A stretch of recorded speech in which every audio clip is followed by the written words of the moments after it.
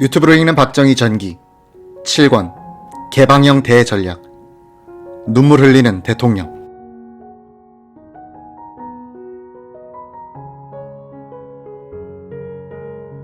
에르하르트 총리와의 단독 회담을 시작하면서 먼저 말문을 연 박정희 대통령은 총리에게 기회를 주지 않은 채 같은 내용을 다른 표현으로 둘러가며 반복해서 말하기 시작했다. 한국은 가난한 나라였습니다. 100년 전 우리 조상들이 강하지 못해 세계를 몰랐고 그래서 기회를 놓쳤습니다. 이제 독일에 와서 라인강의 기적을 배우고 우리도 독일처럼 부강한 나라가 되어 공산국가의 위협에서 자유로운 강국이 되고자 합니다. 제가 어릴 때는 일제시대였죠. 얼마나 배가 고팠는지. 배경훈 통역관의 회고. 박 대통령은 대한민국이 얼마나 기구하게 살아왔는지를 2번, 3번 반복하고 있었습니다. 5.16 군사혁명을 시작한 배경에서 일제시대 이야기로 갔다가 6.25 때 경험담, 자유당 시절의 이야기에서 다시 일제시대로 두서없이 넘어가는 상황이었습니다. 옆에서 통역하던 제가 민망스러울 정도로 반복됐지만 에르하르트 총리는 시가를 피우면서 끝까지 들어줬습니다. 박 대통령의 과거사를 들으며 에르하르트 총리는 감동하는 표정이 역력했습니다만 반복되는 내용에 민망해진 저는 흐르는 땀을 훔치느라 정신이 없을 정도였습니다. 박정희는 예정된 40분을 혼자서 소진해버리고도 모자랐다. 에르하르트 총리는 비서를 통해 회담 시간을 30분 연장하라고 지시했다. 박정희는 최종적으로 자신의 이야기를 정리하면서 다시 한번 서독 정부의 경제 지원을 부탁했다. 에르하르트 총리가 비로소 입을 열었다.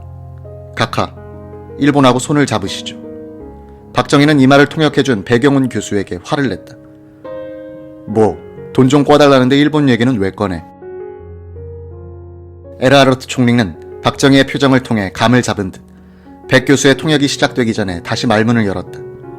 각하, 우리 독일과 프랑스는 역사상 42번이나 전쟁을 했소. 그런데 아데나워 총리가 드골과 만나 악수를 하면서 이웃 나라끼리 손을 잡았소. 한국도 일본과 손을 잡으시죠. 박정희 대통령도 지지 않았다. 두 손바닥을 마주치면서 독일과 프랑스는 서로 대등한 입장에서 싸웠죠. 라더니 이번에는 오른손바닥을 왼손 등 위로 내리치며 우리는 항상 눌려 지냈습니다. 라고 말했다.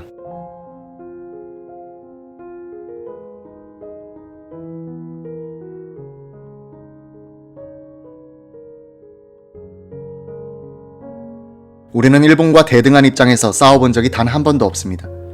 몰래 힘을 키운 일본이 침략했을 뿐입니다. 그래놓고도 지금까지 사과도 한 번 하지 않았습니다. 이런 나라와 어떻게 손을 잡으란 말입니까? 그래요. 일본이 사과는 해야죠. 독일은 프랑스와의 전투에서 단 한 번도 진 적이 없지만 전쟁에서는 독일이 이긴 적이 단 한 번도 없습니다. 나의 전임자인 아데나워 총리는 참 훌륭하신 분이었습니다. 독일과 프랑스가 그렇게 사이가 나빴는데 그분은 드골 프랑스 대통령을 만나 악수를 하고 손을 잡았습니다. 각하, 지도자는 과거나 현재가 아니라 미래를 보고 가야 합니다. 두 나라 사이에 협력 관계를 만들어야 공산국가로부터의 위협에 대비할 수 있습니다. 일본과 손을 잡으십시오. 박정희는 다시 오른손바닥을 왼손 등 위로 포개면서 이렇게 눌려 싸웠는데도 말이오 라고 되물었다.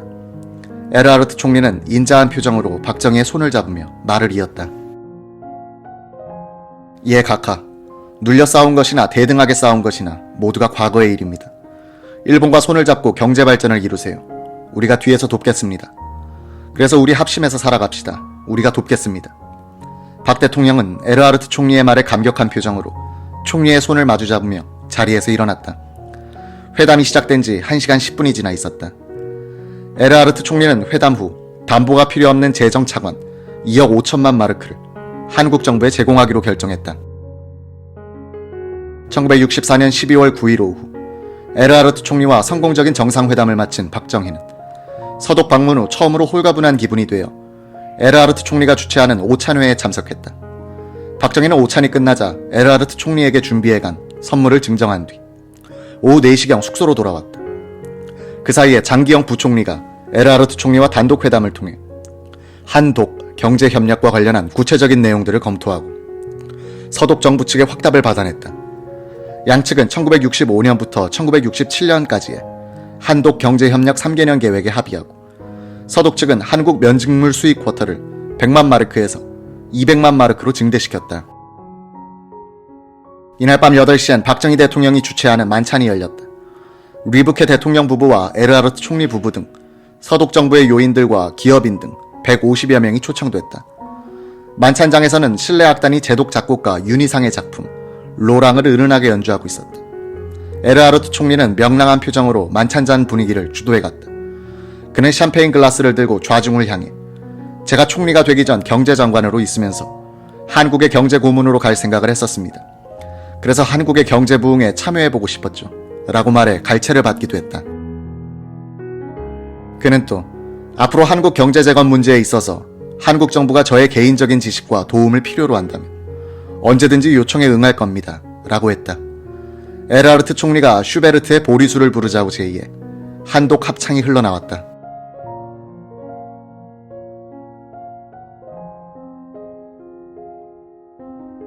(1964년 12월 10일) 아침 본에서 중요 일정을 모두 마친 박정희 대통령 일행은 우리 광부들이 일하는 루루 지방으로 출발했다.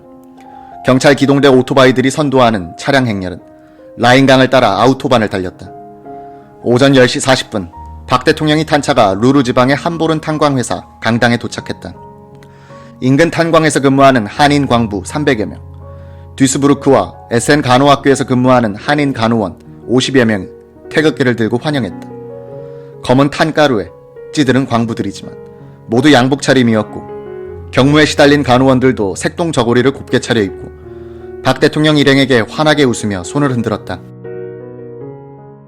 박 대통령과 유경수는 서독 실정을 잘 알던 통역관 백영훈 교수로부터 서독에 파견된 우리 광부와 간호원들이 초과 근무를 자청, 몸이 부서져라 이래서 고향에 송금하고 있다는 이야기를 차 안에서 이미 들었던 터였다. 박 대통령과 유경수는 이들에게 손을 흔들어 답례했다. 벌써 유경수는 손수건을 꺼내 눈물을 닦았다. 간호원 중에도 조국의 대통령 부부를 보아서인지 더러 눈물을 훔치는 사람들이 있었다. 박 대통령 일행이 강당으로 들어가 대형 태극기가 걸린 단상에 오르자 광부들로 구성된 브라스 밴드가 애국가를 연주했다. 박 대통령이 선창하면서 합창이 시작됐다. 동해물과 백두산이 마르고 닳도록 한 소절 한 소절 불러감에 따라 애국가를 부르는 소리가 더 커져갔다. 무궁화 삼천리, 화려강산. 이 대목부터 합창 소리가 목맨 소리로 조금씩 변하기 시작했다. 우리 광부와 간호원들에게는 떠나온 고향과 조국 산천이 눈앞에 스치고 지나갔을 것이다. 가난한 나라의 대통령으로서 젊은이들이 타국에와 고생하는 현장을 본 박정희의 음성도 변하기는 매한가지였다. 마침내 마지막 소절인 대한 사람 대안으로에서는 더 이상 가사가 들리지 않았다. 모두가 눈물을 쏟아냈다. 밴드의 애국가 연주가 끝나자 박정희 대통령은 손수건으로 눈물을 닦고 코를 풀더니 연설을 시작했다. 여러분, 만리타양에서 이렇게 상봉하게 되니 감개무량합니다. 조국을 떠나 이역만리 남의 나라 땅 밑에서 얼마나 노고가 많으십니까? 서독 정부의 초청으로 여러 나라 사람들이 이곳에 와 일하고 있는데 그 중에서도 한국 사람들이 제일 잘하고 있다고 칭찬을 받고 있음을 기쁘게 생각합니다.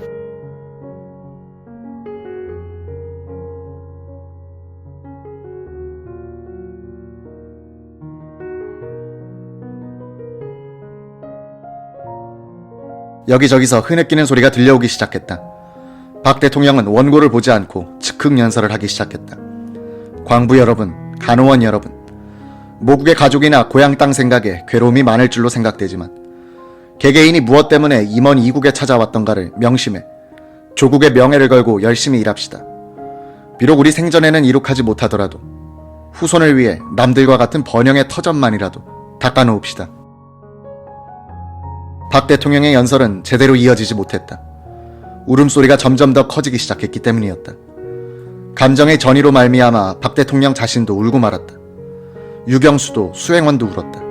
결국 연설은 어느 대목에선가 완전히 중단됐고 강당 안은 눈물바다가 되어버렸다. 박 대통령은 참석한 광부들과 일일이 악수를 나누고 파고다 담배 500갑을 전달한 뒤 강당 밖으로 나왔다. 30분 예정으로 들렀던 광산 회사에서 박 대통령 일행이 강당 밖으로 나오는 데는 거의 1시간이 걸렸다. 함보른 광산회사 측에서는 박 대통령에게 한국인 광부가 지하 3000m에서 캐는 석탄으로 만든 재떨이를 기념으로 선물했다. 박 대통령과 유경수는 울어서 눈이 부어 시선을 바로 두지 못했다. 대통령 일행이 광부 기숙사를 둘러보고 차로 향하자 어느새 수백 명의 우리 광부들이 운집해 있었다. 몇몇은 작업복 차림에 갓 막장에서 나와 검은 탄가루를 뒤집어 쓴 채였다. 박 대통령 가까이 있던 광부들이 검은 손을 내밀었다. 각하, 손 한번 쥐게 해주세요. 우리를 두고 어떻게 그냥 떠나시렵니까? 경호원들이 몰려드는 광부들을 제치고 박 대통령 일행이 갈 수 있도록 길을 만들었다. 박 대통령이 손을 흔들며 차에 오르자 광부들은 일제히 만세를 불렀다. 만세, 만세, 대한민국 만세, 대통령 각하 안녕히 가십시오. 박 대통령의 차량은 뒤스부르크의 데마크 철강 회사를 향해 아우토반에 올랐다. 박 대통령은 차중에서 눈물을 멈추려 애쓰고 있었다.